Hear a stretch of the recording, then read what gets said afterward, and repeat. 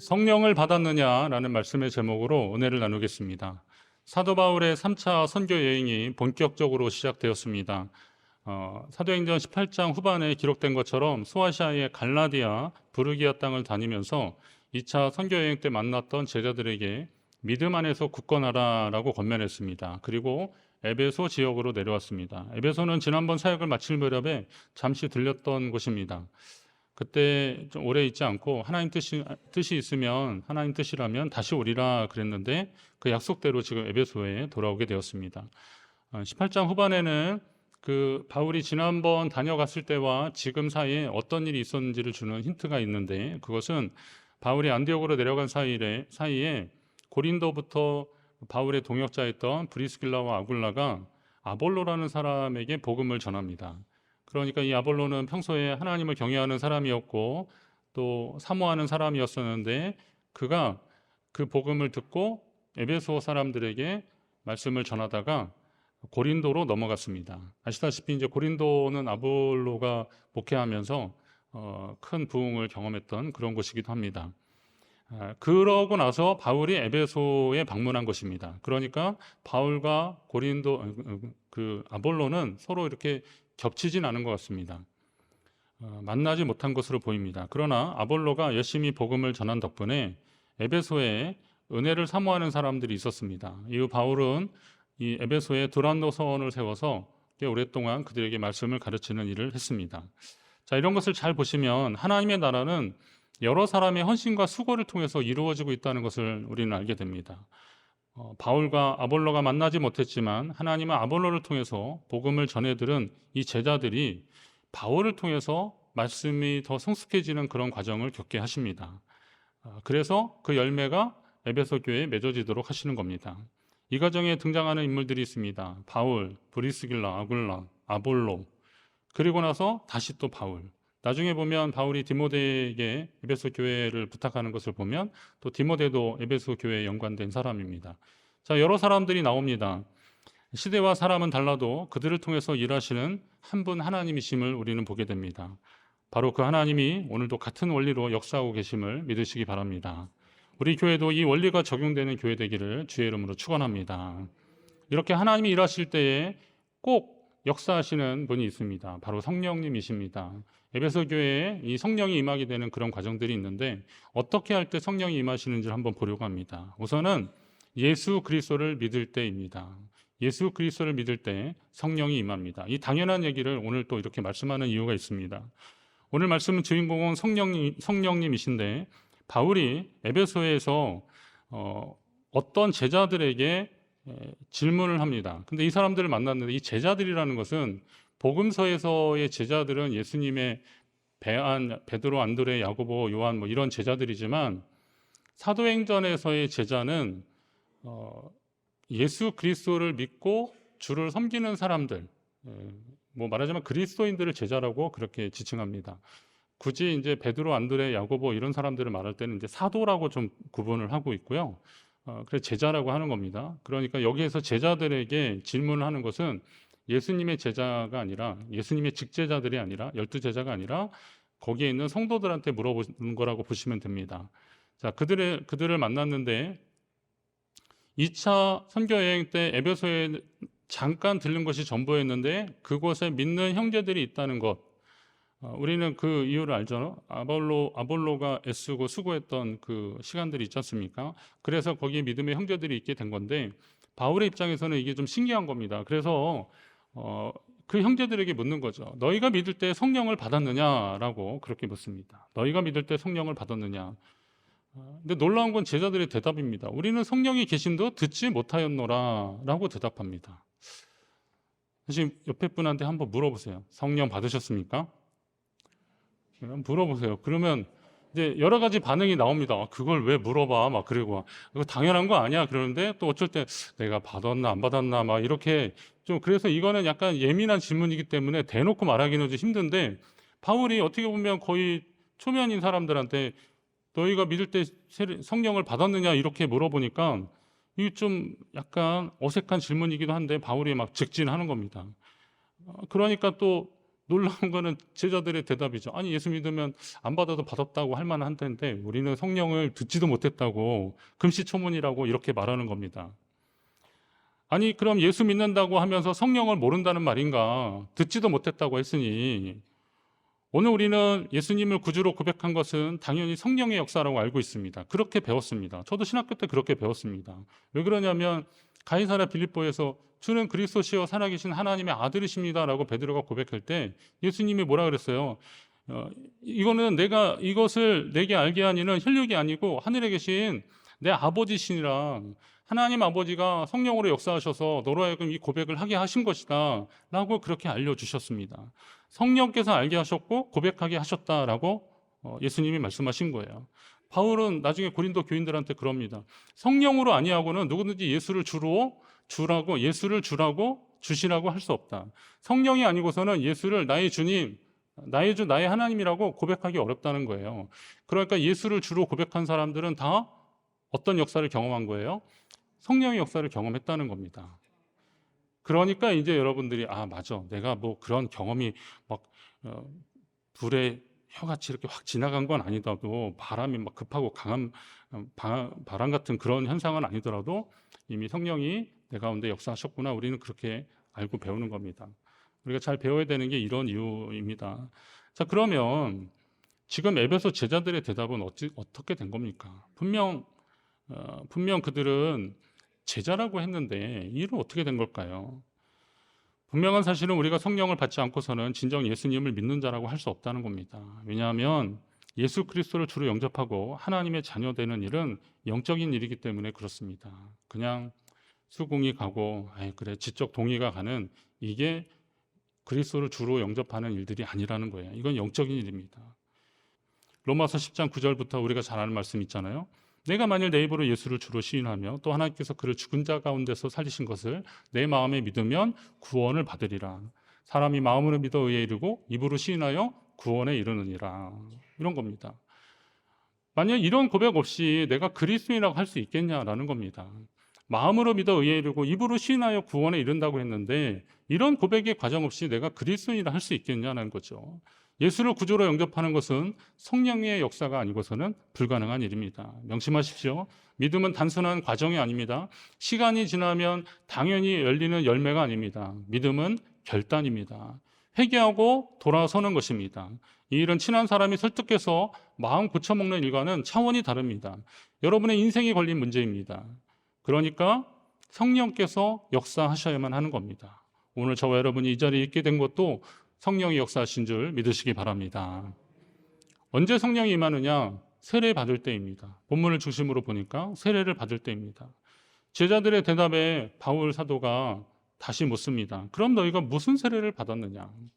너희가 성령을 받았느냐라고 해서 너희가 믿을 때 성령을 받았느냐 그랬는데 듣지도 못했다 그러니까, 그러면 세례 받았다고 하니까 너희가 무슨 세례를 받았느냐라고 묻습니다. 그러자 요한의 세례라고 합니다. 여러분, 이 부분은 우리가 지금 관점에서 뭐 요한의 세례, 뭐 예수님의 세례 이렇게 나오는데 이게 좀 생소합니다. 그러나 당시의 상황으로 좀 돌아가 보면 이게 어떤 의미인지를 좀 알 필요가 있습니다. 여기서 요한의 세례와 예수님의 이름으로 행해지는 세례가 있는데, 세례 요한이 자기에게 세례를 받으러 나온 사람들에게 그러는 거죠. 나는 너희를 회개하기 위하여 물로 세례를 베풀지만 내 뒤에 오시는 이는 성령과 불로 너희에게 세례를 베푸실 것이라 라고 그렇게 얘기합니다. 그러면 이제 요한의 세례가 있는 거고, 예수님이 주시는, 예수님의 이름으로 행해지는 그 성령 세례, 불 세례가 있다는 거 아닙니까? 세례라는 건요, 세례라는 것은 사실 새가 이렇게 씻는다 이런 말이잖아요. 세수 뭐 이런 거잖아요. 그러니까 뭐 세족 이런 것처럼 물로 씻는 예식을 세례라고 하는 겁니다. 하나님을 경외하고 이전의 삶이 아니라 내가 하나님 앞에 이전의 것을 씻어내고 새로운 과거로 살겠습니다 라고 그렇게 다짐했던 게 요한 앞에 나왔던 사람들이 받았던 세례입니다. 그런 의식입니다. 그러니까 요한이 행했던 그런 세례가 있고, 지금 우리가 아는 세례는 뭐겠습니까? 자신의 죄를 씻고 그리스도와 함께 연합하는 일들입니다. 우리는 요즘 이렇게 강단에서 약식 세례를 하지만 침례라는 것이 있잖아요. 몸에 막 잠그는데 그 침례교회 갔더니 뒤에 목욕 욕조가 있더라고요. 그래서 저는 말로만 들었는데 처음 봐서 신기했어요. 그랬더니 이렇게 커튼이 딱 열리면서 그렇게 한다는 거예요. 그래서 여기서 하세요. 그랬더니 자기네는 어디 다른데 수영장이나 이런 데 다른 데 가서 개울이나 이런 데 가서 여름에 한다고 그러시더라고요. 그렇게 하는 겁니다. 그때 어떻게 합니까? 뒤로 완전히 몸이 잠겼다가 나는 죽고 그리스도와 함께 다시 삽니다. 라고 하는 것이 요즘 세례잖아요.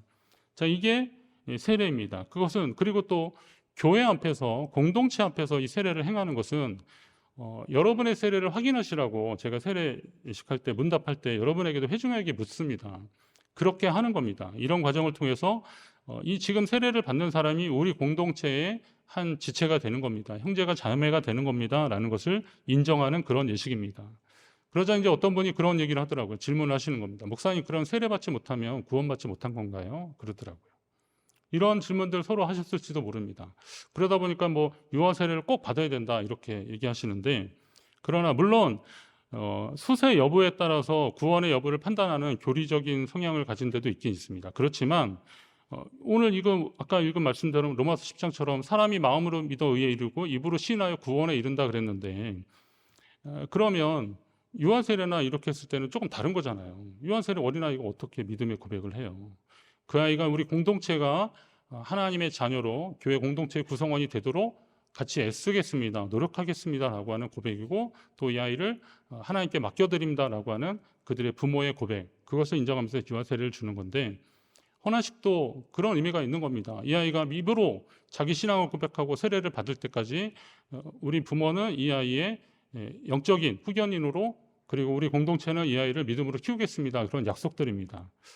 그래서 헌화식이나 세례식을 하는 겁니다. 그거는 우리 교회에서도 그런 선택권을 드립니다. 그래서 뭐 유아 세례를 주기도 하고 헌화식을 하기도 하는 이유가 바로 거기에 있는 겁니다. 자, 그러면 수세 여부보다 더 중요한 것은, 세례를 받았는지보다 더 중요한 것은 그가 예수 그리스도를 주로 영접하고 믿음을 지켰는지가 구원의 관건이잖아요.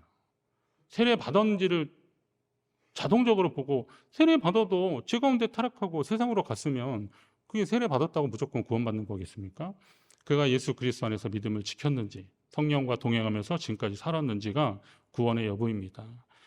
그러면 또 요한의 세례가 있고 예수님의 이름으로 행해져서 예수의 세례라고 생각하는데, 예수님이 세례를 베푸신 거 보신 적 보셨습니까? 성경에 보면 예수님이 요단강가에서 유대 땅에서 세례를 베푸셨다고 하지만 알고 보니까 그거는 예수님이 직접 하신 것이 아니라 제자들이 베푼 것이다 라고 아주 친절하게 요한복음에서는 설명을 하고 있습니다.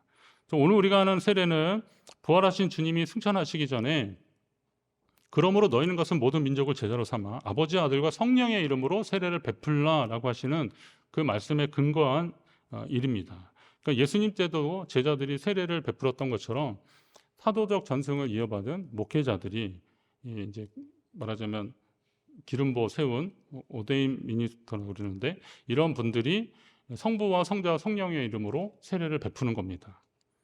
물론 요한의 세례도 의미는 있습니다. 요한은 사람에게 이 화해를 촉구하고 회개를 촉구하고 하나님과 화해하고 회개하고 그리고 예수님을 영접할 수 있는 마음 자세를 갖추도록 물 세례를, 그가 광야에 외치는 자의 소리로서 그 일을 행한 것입니다. 그러면 자신은 비록 물로 세례를 베풀었지만, 그러면서 자기는 물로 세례를 베풀었지만 예수님으로 이름으로 행해지는 세례는 성령과 불로 함께 하실 것이라는 그런 말씀을 하신 겁니다. 자, 이 말씀은 단순히 세례 행위가 자동적으로 성령이 임한다라는 그런 기계적인 성령의 임함을 말하는 게 아니라는 거예요.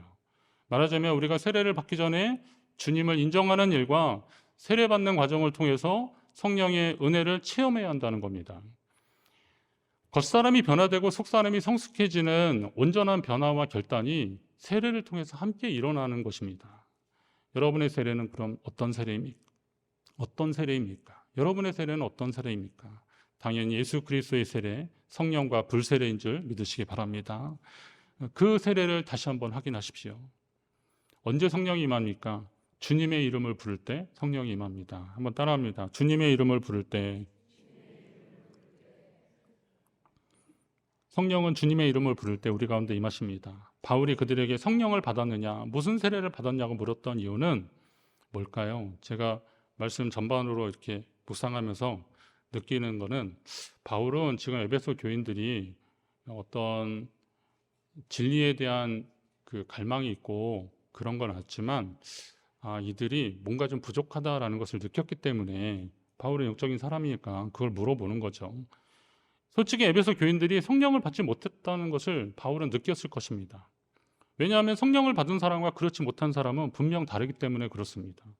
여러분들도 어디 가셔서 나도 교인입니다. 나 교회 뭐 장로입니다. 권사입니다. 뭐 직분자들이라고 하시면서 이게 대화를 해보시면 우리가 생각했던 어떤 전제들이 있는데 그게 좀 깨지는 그런 분위기를 느낄 때가 있습니다.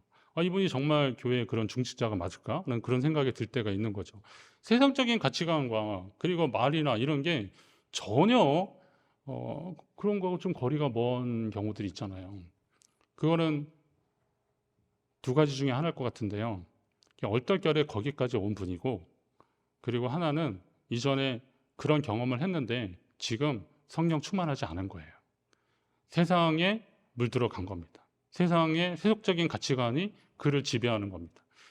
성령 충만하여서 아직도 성령께서 내 마음에 주장하시고 나를 이끌어 가시는데 거기에 따라가는 삶이 아니라 세속적인 가치관에 물들어서 거기에 밀려가는 삶. 그러나 교회에서 직분을 받았으니까 그거 그냥 유지하고 있는 겁니다. 이건 안타까운 일입니다. 이거 아주 심각한 일입니다. 교회 안에서도 이런 모습은 되게 심각한 겁니다. 혹시 성령을 받았더라도 이것을 계속 지속해야 되는데 이걸 놓치고 있다는 겁니다. 자, 에베소의 제자들은 성령에 대해서 모른다고 했으니 그 경우하고는 조금 다를 것 같습니다. 우리는 그 성령을 알지 못한다. 듣지도 못했다. 아마 이 상황에서 바울에게 거짓말하지는 않았을 것 같고요. 실제 못 들었던 것이 맞을 것 같습니다. 그러니까 그들의 말대로 아직 성령에 대해서 듣지 못했다는 거죠. 바울은 그들에게 요한의 세례와 요한이 소개한 예수의 이름으로 받는 세례에 대해서 오늘 본문에서처럼 가르쳐 줍니다. 그리고 그들에게 주 예수의 이름으로 세례를 베풀었다 그랬습니다. 그리고 바울이 그들에게 안수하니까 어땠어요? 주의 이름을 안수하고 그랬더니 성령이 그들에게 임했고 방언도 하고 예언도 하게 되었습니다. 그러면서 그날의 제자의 수가 모두 12명이나 되었다 그랬습니다. 이 12명이라는 숫자는 성경에서 좀 의미하는 게 있는 거니까 아마 사도행전의 기자는 그걸 의도적으로 좀 넣은 것 같아요. 그때 그 분위기가 주님이 마치 제자 삼을 때의 그런 분위기처럼 하는 것을 강조하기 위해서 12이라는 숫자를 넣은 것 같은데, 이 숫자보다 더 중요한 것은 그 예수의 이름으로 세례를 베풀고 안수했을 때 거기서 일어났던 현상들이라는 거죠. 근데 거기 방언이나 예언이 있기 때문에 우리는 그러면 성령이 임하면 이런 일들이 일어나야 되는 건가? 맞습니다. 성령이 임하면 이런 일들이 일어나야 되는데 그런 일들이 아니더라도 성령은 다양한 방법으로 역사하시니까 그걸 현상을 보고 성령 임하는 기준을 삼아서는 안 되는 거죠. 한국교회 뭐 그런 기준들이 한동안 있었습니다. 그래서 약간 혼란도 있었는데 그거하고는 좀 차원이 다른 겁니다. 그러니까 성령이 임했을 때, 성령이 역사하셨을 때 거기에서 하나님이 일하셨던 것을 우리는 함께 보게 되는 겁니다. 그러면요, 여러분 어떻게 생각하십니까? 지금 제자들 가운데 일어났던 이 일들이 하나님이 일하시는 현장이라는 것이죠. 중요한 것은 성령을 사모하는 믿음이라는 겁니다. 우리가 아무리 성경을 많이 읽고 기록한 대로 살려고 애를 써도 성령이 함께 하시지 않으면 형식의 종교인이 될 수 있다는 겁니다. 이 말씀이 이해되시지 않는다면 아직 성령의 역사를 경험하지 못한 것입니다. 만약에 제가 드리는 이 말씀이 무슨 얘기인지를 알겠는데 이 말씀을 들어도 가슴이 설레지 않으신다면 성령 충만함을 놓치신 겁니다. 그러니까 우리는 그런 말씀을 듣고 하나님이 그런 말씀을 어떤 설교자를 통해서나 아니면 어떤 계기를 통해서 우리에게 주실 때 가슴이 설레고 뛰는 경험들이 있어야 된다는 거예요. 저는 여러분에게 이 말씀을 1, 2, 3부에서 계속 말씀을 드리는데 이 말씀을 드릴 때마다 제가 지금 조심스러우면서도 설레고 목사님 요즘 뭐 성령 설교하면서 약간 이상한 쪽 가신 거 아니야? 이런 소리를 혹시 듣지 않을까 하는 그런 생각도 하면서, 왜냐하면 그 방언이나 예언이 꼭 성령의 증거는 아닙니다. 성령의 증거는 맞지만 그거 받아야만 그런 거라고 생각하지 마십시오. 이렇게 말했다면 믿음 없어, 목사님 영감이 떨어졌어 막 이렇게 오해하실까 봐 저도 염려는 되지만, 그러나 이런 이야기들 피하지 않고 여러분에게 드리는 말씀은 이유는 뭐겠습니까? 이게 우리에게 필요하기 때문에 그렇습니다. 이런 현상이, 이런 역사가 우리 가운데 필요하기 때문에 그렇습니다. 여러분이 성령 충만을 사모하시기 바랍니다. 성령 충만을 막연한 것으로 여기지 마십시오. 제가 살던 대관령 지역에 동남아 여행객들이 유독 겨울에 많이 찾아옵니다. 왜 그런가 그랬더니 뭐 스키를 타러 오기도 하고 그렇지만 대개는 그냥 눈 구경을 하러 온답니다. 눈 구경을 하러 온대요. 뭐 저쪽 동남아 쪽 아주 더운 데 분들이니까 그분들은 그 눈이라는 것은 책이나 영화에서만 보던 것들입니다. 그런데 직접 가서 그 눈을 그냥 만져보고 뭉쳐보고 막 이렇게 던져보고 막 그냥 어디 가서 장난도 하고 막 그럽니다. 운이라도 좋은 날은 마침 이렇게 눈이 오잖아요. 그러면 막 하늘에 입을 벌리고 막 눈을 막 먹고 너무 좋아하고 깡충깡충 뜁니다. 진짜 강아지가 그런 강아지가 없습니다. 그래서 막 신기해하는 겁니다. 그분들은 그 경험을 평생 잊지 못할 겁니다. 본국에 돌아가서도 그 눈 얘기만 나오면 내가 그때 그랬다라고 이야기할 겁니다. 사진 있으면 막 사진도 보여주고 막 그럴 겁니다. 성도의 믿음은 학원에서 배우는 것이 아닙니다. 예수 그리스도의 복음을 듣고 마음이 감동이 되고 사모하는 마음으로 주의 이름을 부르며 기도할 때 성령이 우리 가운데 찾아오십니다. 그리고 우리를 주의 자녀 삼으시고 주의 길로 인도하실 것입니다. 여러분이 성령을 경험하시기를 바랍니다. 이미 성령을 경험한 분들은 성령 충만하시기를 간절히 소망합니다. 성도가 성령을 받았는지 어떻게 알 수 있겠냐 하지만 성경은 아주 친절하게 말씀하고 있습니다. 성령의 열매에 대한 이야기도 하고 있습니다. 아까 근데 성령이 안수할 때 성령이 임하면서 방언하고 예언하고 그랬다 그랬는데 이제 성령의 열매가 있습니다. 성령을 받은 그 현상이 있지만 열매들이 있습니다. 갈라디아서 5장에 나오는 그 사랑, 희락, 화평, 인내, 자비, 양성, 충성, 온유, 절제 이렇게 9가지 시험에 나오는 거 있잖아요. 근데 이것만 가지고 성령의 열매라고 말하면 어렵습니다. 그 밖에 여러 가지 열매들이 있는 거잖아요. 결국은 성령을 받았는지는 열매를 통해서 아는 겁니다. 그의 삶을 통해서 아는 겁니다. 굉장히 추운 날 어느 목사님하고 악수를 했는데 제 손은 굉장히 차지셨는데 그분은 따뜻하더라고요. 그래서 아니 손이 왜 이렇게 따뜻해요? 막 그랬더니 그분이 주머니에서 이렇게 뭘 하나 딱 꺼내요. 뭐예요? 핫팩. 핫팩을 그냥 만지작만지작하니까 따뜻했던 거예요. 그거 만지니까 그거 만진 손으로 제 악수를 내미니까 그 따뜻한 온기가 오는 거죠. 오늘 우리가 성령을 경험한다는 것은 지식으로 하는 것이 아니라는 거죠. 내 가슴으로. 성령께서 인격적으로 우리 가운데 역사하실 때 그것을 경험하면서 우리는 그것이 열매로 맺어지는 겁니다. 그러니까 어떤 사람이 말하고 행동할 때 저 사람은 성령의 열매를 맺는 사람이겠구나. 무슨 성령 감별사 또 이거 하시라는 얘기가 아니잖아요. 우리가 정말 믿음으로 살아가는데 하나님이 주시는 이 선물 같은 것들이 있는데 이런 거 한번 누려보시자 이거죠. 그리고 그런 선한 영향력을 가지고 사람들에게 함께 살아가자는 것입니다. 오늘날 교회가 왜 이런저런 이야기를 듣는 겁니까? 왜 교회 안에서도 이런저런 말들이 많은 겁니까? 결국은 이 성령의 역사이더라고요. 너무 지나쳐서 교만해져서 사람들을 정죄하고 비난하는 그런 왜곡된 성령의 역사가 있는 거고, 또 어떤 사람들은 그러니 괜히 이상하게 빠지는 것보다 그냥 얌전하게 믿자 그러니라고 성령이 지금 내게 말씀하시고 인도하신데도 불구하고 애써 거부하는 그런 상황도 있는 겁니다. 그러나 이것은 별로 좋지 않습니다. 우리가 바로 알고 거룩하신 성령께서 우리 가운데 임하시고 우리가 하나님의 말씀을 대할 때, 여러분 선택 강의나 이런 교회에서 이런저런 그 강의하고 그럴 때요, 한번 잘 참여하십시오. 그리고 말씀을 사모하십시오.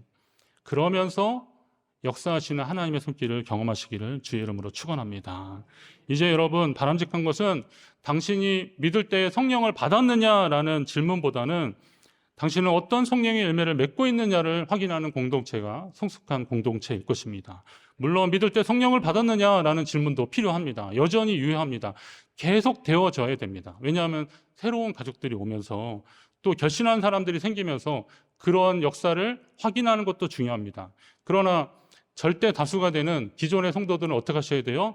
당신은 어떤 성령의 열매를 맺고 있느냐라는 것을 물어보셔야 됩니다. 그래서 영혼의 추수의 때에 그 풍성한 열매로 주님을 기쁘시게 하는 저와 여러분, 우리 공동체 되기를 주의 이름으로 축원합니다.